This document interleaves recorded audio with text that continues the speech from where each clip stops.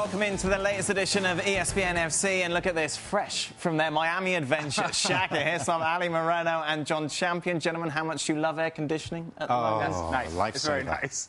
We also welcome back at his home in London, Gab Marcotti is with us. Gab, let's start with you and talk Cristiano Ronaldo. He, of course, was in court today facing those tax charges. He said, basically, I'm only here because I'm Cristiano Ronaldo.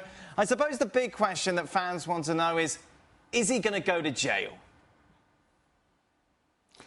Well, right now, we don't even know if he's going to go to trial. I mean, the purpose of this appearance today in court, this hearing is for the court to determine review the evidence and determine whether there's grounds to go and have a proper full-blown trial, whether they can somehow plea bargain this or whatnot. So that's the first step.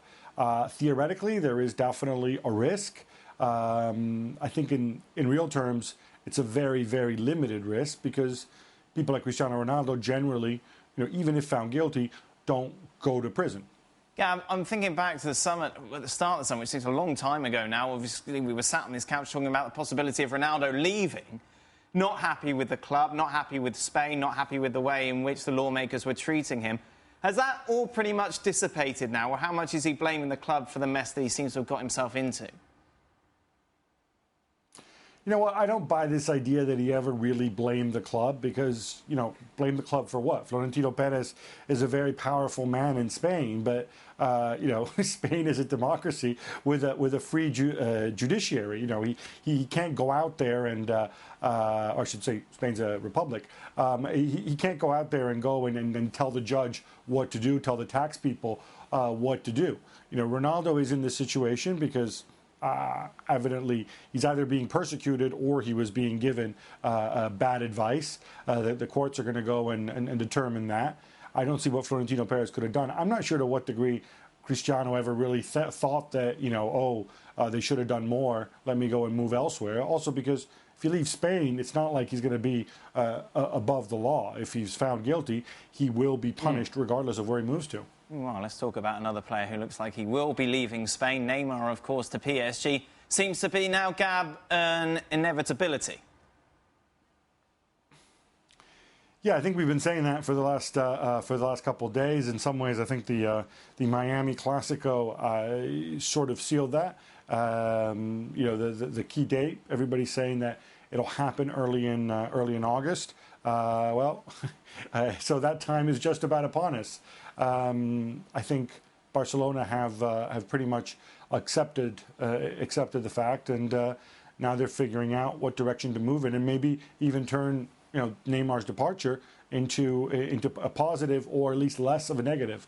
I know we're going over old ground slightly here, boys. You discussed this at length while you're in Florida, but just to put it on the table, you don't think this is the best idea for Neymar, Ali? No, I do not. I don't think that Neymar should settle on the idea that I'm playing second fiddle to Lionel Messi. And I've established time and time again that there's nothing wrong to playing second fiddle or be second to perhaps the best player in the history of the game. If you can allow yourself to just be objective and see the big picture, if you're Neymar, and say, get past the money, get past the idea of being the guy, the number one, and just understand the benefits of playing alongside a guy like Messi and Luis Suarez and what that does for your own game, then you can have the best of both worlds. You cannot have the pressure that Lionel Messi will always have. You'll score goals, you'll win trophies, and when you want that pressure, you go and play for Brazil and be the captain of that national team. What else do you want? You can have it both ways if you stay at Barcelona. If you go to PSG, I think you're taking a step back. Financially, this is the best decision for Neymar. Professionally, no. And as much as you are playing second fiddle, for the time being, to the best player of a generation, I think it's only a matter of time before Neymar inherits that crown and he becomes the best player on the planet and leading Barcelona to continued glory. I also think there's value in the long term, in staying at one club for what is effectively all of your career, in Neymar's case, let's say, how that then translates to other benefits post-retirement, ambassador of the club. There are a number of things that come that come in return that I think maybe he's not quite seeing or focusing on right now. Quickly, John, what do you think? I think he's got the choice between being extremely rich or absurdly rich. And I think it's an absurd decision to choose to be absurdly rich in this case. Which did you choose, John? I would just choose extremely rich. Okay, well, you settled for extremely rich. I've settled for extremely rich, although there's sort of relativity to all of this, which means that extremely sort of OK rather than absurdly OK, I think in my case. Barcelona fans will be sad to see him go if indeed he does go to PSG. Real Madrid fans and indeed players will be elated. Sergio Ramos, very frank, saying, I changed shirts with Neymar and I hope it will be his last for Barcelona, as it would mean us getting rid of a problem. In the big games, he makes the difference. And he does. When you take a look at last season, particularly that PSG clash, he was the man that took them back from the brink to lead them into the next round. Where did Barcelona go from here? Because it's not like, yes, you've got 220 million, but it's not like you can go out and spend it on a Neymar replacement. And it's not that the recent history of Barcelona really gives us the security and the understanding that they can actually make the right decision. Because André Gómez is not a Barcelona player, because Denis Suarez is not a guy. And Paco Alcácer and Alex Vidal and this guy and that guy. So you look at the decision that they have made to strengthen the club in the past, it hasn't quite worked out over the last year and a half. And then you say, okay, then what's out there? What can be Neymar like? And so in terms of what's out there, you think maybe Coutinho could be an answer. And maybe you go in that direction. Barcelona has to be very careful that they're not letting a window close on them, because players, as we have discussed from that PSG series that you just mentioned, they're getting older. Busquets is getting older. Iniesta is getting older. The legs are getting older. And now you need a new generation. And while Real Madrid is getting a new generation of younger talent coming in, that's not happening with Barcelona. Gab, when it comes to Neymar's replacement, of course, there's quite a few names doing the rounds. Coutinho in particular, Dybala, Antoine Griezmann mentioned in Sport in the Catalan newspaper. For you, who is the target at the moment that looks most likely to make the move to the Camp Nou? I think the most likely options in terms of moving this summer are two. I think it's Coutinho, who they're going to take a run at, but obviously Liverpool know that they can jack up the price, a lot like Red Bull did with Naby Keita when the shoe was on the other foot. I think the other one, and I think in the end, if the two teams reach a deal, and like I've said, not going the buyout clause route would be beneficial to both teams. If they can do that, I think somebody like Angel Di Maria, remembers relationship with Lionel Messi, would be welcome for his versatility, at least at the Camp Nou. And obviously, I would imagine they're going to take a run at Marco Verratti as well, who's changed agents, even though now he professes his love for PSG. It wasn't that long ago he was seeing it from a different hymn sheet. So I think there's still scope to do something. Beyond that, they'll have money left over to go and bring in a real A-lister too. Gab, let's talk about a deal that has been done. Nemanja Matic to Manchester United from Chelsea. An interesting point that Mark Ogden made on Twitter, I thought. He said, basically, why didn't this get done weeks ago? Then you could have a full pre-season with him. He's got a point, hasn't he? He has a point, but again, and look, people say all sorts of things, but I think the other target, or the alternative, I should say, in that role for Manchester United was Eric Dyer. And obviously negotiating with Tottenham was tough. Tottenham did not want to let him go. Obviously everybody's his price. I think they took a long, hard run at Dyer, but then they saw they weren't getting anywhere with Spurs, and they opted for Nemanja Matic at what they think is a reasonable price. Are Manchester United going to win the league now, John? I still think they're short. I think they will miss Ibrahimovic, even though he was at a veteran stage of his career. I don't think the departure of Rooney is particularly a factor, but I'm not convinced they've got the best striker available in Lukaku. You're not a Lukaku fan? I just think... Lukaku? I just think he struggles to produce against the best sides in the biggest games.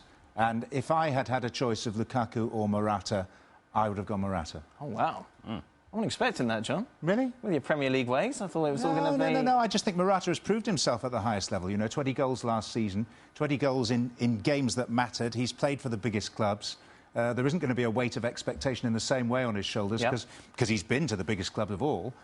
Whereas Lukaku, I think the jury's out. I think it's an awful lot of money for someone who, at that very, very top level of club football, is still unproven. Shaq, with Matic, where do you stand on Manchester United? Are they equipped now to win the league?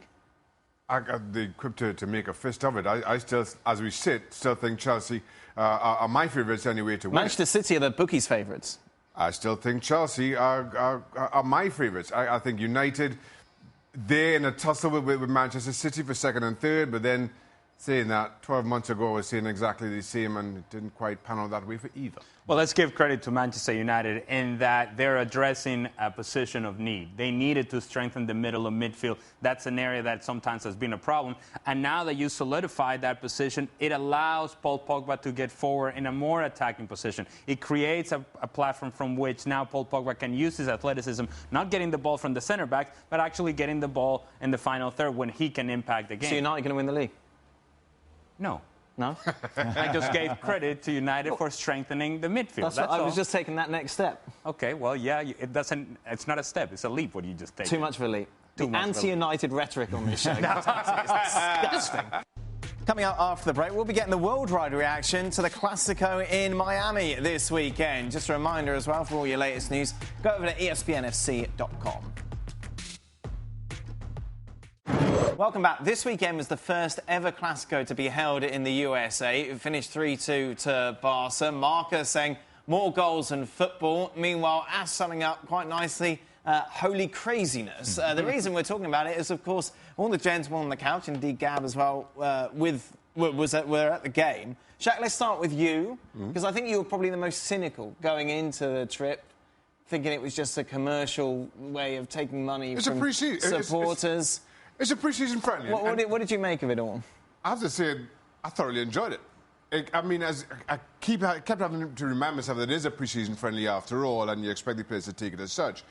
But I thought the atmosphere, the kind of not just the hype behind promoting it, but how the fans warmed to it, kind of made it into a spectacle. It probably affected and influenced the players in that way, because for the hour, let's say, before they started making wholesale changes, I thoroughly enjoyed it as a football match. Oh, I thought it was because we couldn't see you late at night. We didn't know where you were. I don't know what you're trying to suggest. I have no idea what you're talking about. So you did thoroughly enjoy it, and so did I.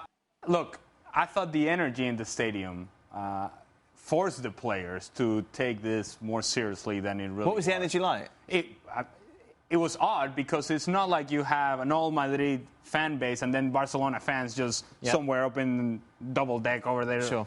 Or vice versa, all Barcelona. It was all intermingled. So it was difficult to figure out who was supporting whom.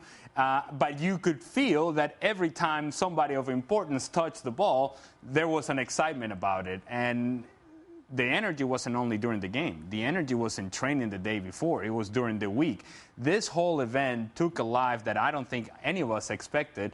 And by the end of the night, I think everybody left that stadium with a lot of excitement because they had seen something that was worthwhile. The product on the field, at least for a preseason friendly or a preseason match, it was outstanding. Let's talk about the product on the field then, shall we, John? Barcelona won 3-2. Yes. How much did it really tell us about these two teams going forward? I don't think a whole lot. I mean, Real Madrid have gone through and lost their 3 ICC games, so on the face of it, you'd think that's not great. But I don't think that Zidane is that bothered. He said afterwards, look, let's read nothing into this. My feeling was, going into the game, that Barcelona had just been a bit more up for their pre-season than Real Madrid to the point of kick-off. And my expectation was that Real Madrid will have a better season than Barcelona, but that Barcelona were going to win at the weekend, and that's how it proved. I really enjoyed the Super Bowl-type wrapping to the occasion, and I'd agree with Xhaka and Ali that it was a much better game than we might have got, actually, in the circumstances. Gab, same question to you with regards to what we can read into this game going forward. I think you can read some things into the condition of individual players. Alex Vidal having a very good preseason for Barcelona, although I didn't think he was great in the Clásico. You know, likely perhaps to maybe even surprise us and get in ahead of Nelson Semedo and Sergio Roberto right back. At the Real Madrid end, I thought Gareth Bale, you can see that, you know, he's had very, very limited playing time, I think, in his last 7 months. So and is therefore behind. So you can read into conditions of players, but I don't know that it says anything more about these two teams other than the fact that they have outstanding players and can put together a tremendous spectacle. Gab, talking about big picture away from the pitch commercially, this is obviously a massive success for both clubs. In Spain, though, I was chatting to a couple of friends of mine, and no one really stayed up late to watch it. So in that sense, it didn't grip a nation, if you like. Certainly didn't grip a worldwide audience. Yeah, I mean, look, I don't think that Spain was the target audience here. I think it was about the rest of the world who can't get enough of Clásicos. If you're talking about broadcast, and if you're talking about locally, it was about bringing the Clásico to the U.S. You're not going to replicate the vibe of a competitive match, especially as Ali said earlier. Clásicos. You have normally 96% of supporters backing one team or the other, and then the rest sort of stuck way up somewhere in the rafters. So you're not going to do that, but I think it was a really good spectacle, and I think a really good taster for what these two teams can be about. But no, obviously you're not going to compare it to Clásico in La Liga. But Gab, these two teams, of course, are going to meet. Within the next couple of weeks, those two legs over the Spanish Super Cup. In the future, could it be possible that we could see this match, this two-legged affair, played on foreign soil? Well, some countries have done that. Yeah. Serie A certainly has done that in the past. I think one of the difficulties it's certainly possible. One of the difficulties is, obviously it's great that it's Barcelona and Real Madrid, but you have to plan these things like a year in advance. And if this were Barcelona against Sevilla, for example, it wouldn't quite be as big a draw. But yeah, I think certainly looking at the success, I think it's something that they would consider. I don't know how popular it would be in Spain, though. Well, it makes sense, wouldn't it? I think, or do you think it's just it's not fair to the Spanish fans? Well, it's been an effort, and we were told this by Patrick Kluivert and many other players that we spoke to. They said this is the way of La Liga showing their product out to the world. Be interested to see how that unfolds in the future. Meanwhile, coming up after the break, we'll be discussing the future of Riyad Mahrez. Is he really off to Roma?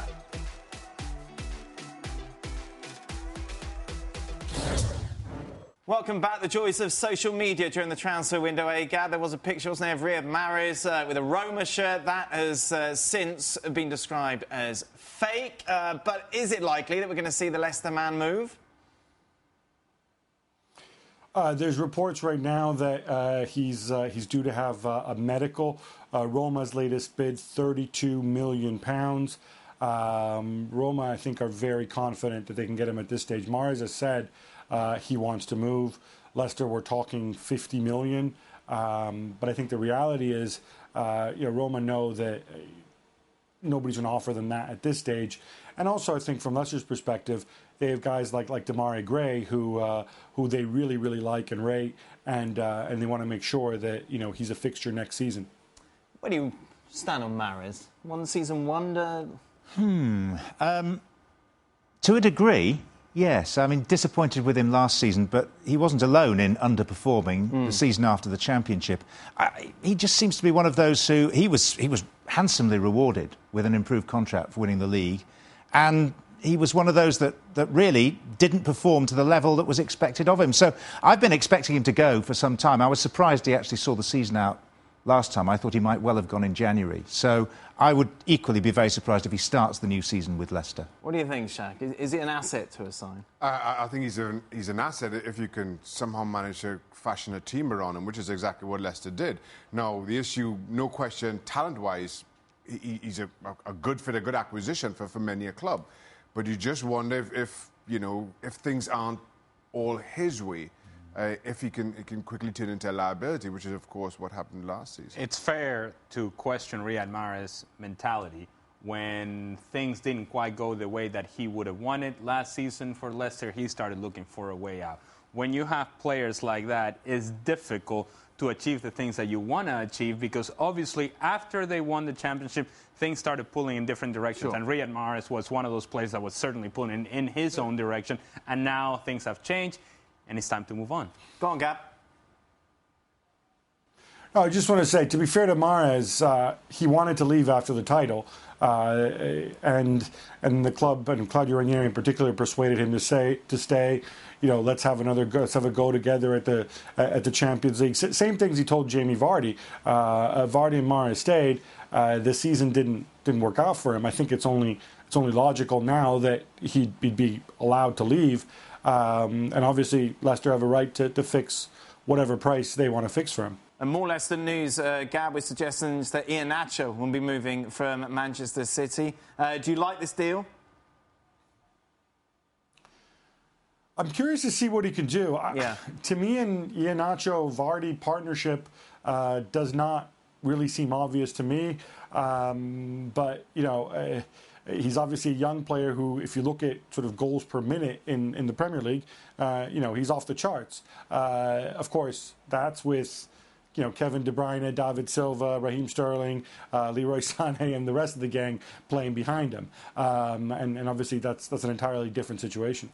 We're under 2 weeks now until the Premier League season restarts. Oh, I'm excited. No, in this studio.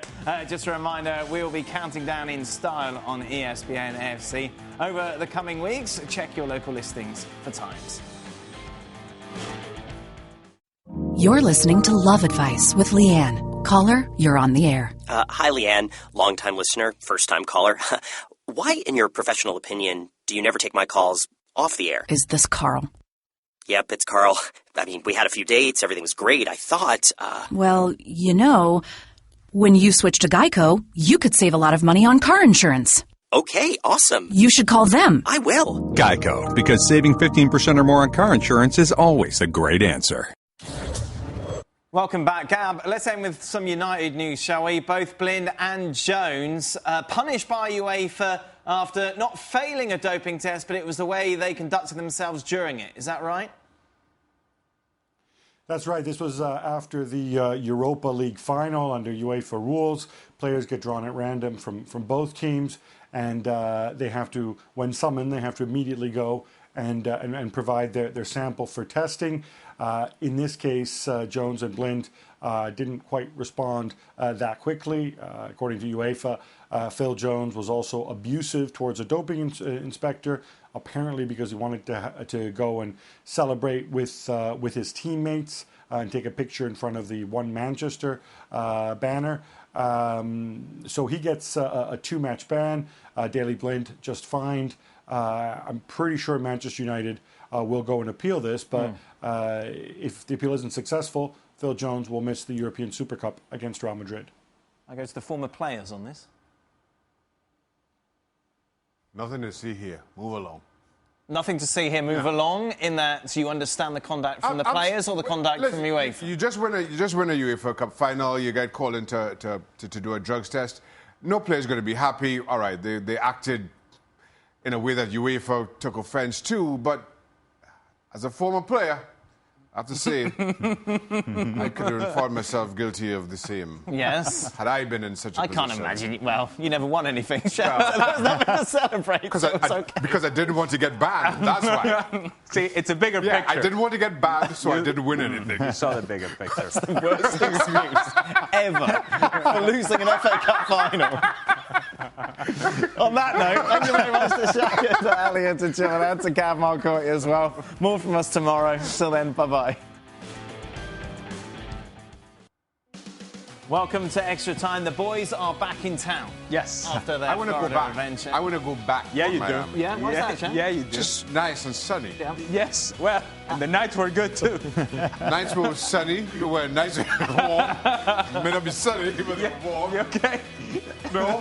What are your questions, Dan? Ask your questions. Ali, tell me what you told me before about the way they announced you at the press conference. So ESPN obviously had the Classico. They had some guests. Yeah. So we had a press conference, and we're having to answer some questions, right? So they're introducing the people that are involved in this, and so they go, leading goal scorer and a legend in Argentina, 1978 World Cup champion, Mario Kempes, and the people go crazy. Yeah.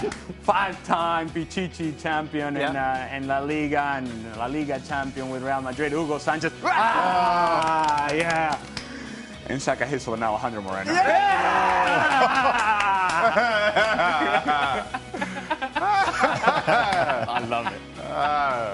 I waved. Come on, wave. Yeah, of course you did. Good to see you. Did you walk on straight off the stage? Okay. Did Chelsea make a... I was going to put a massive mistake, but there isn't there. Did Chelsea make a mistake selling Matic to one of their title rivals? Good question, but I think that Chelsea have got some cover. I think they're going to buy again, probably, but they've got him Bakayoko.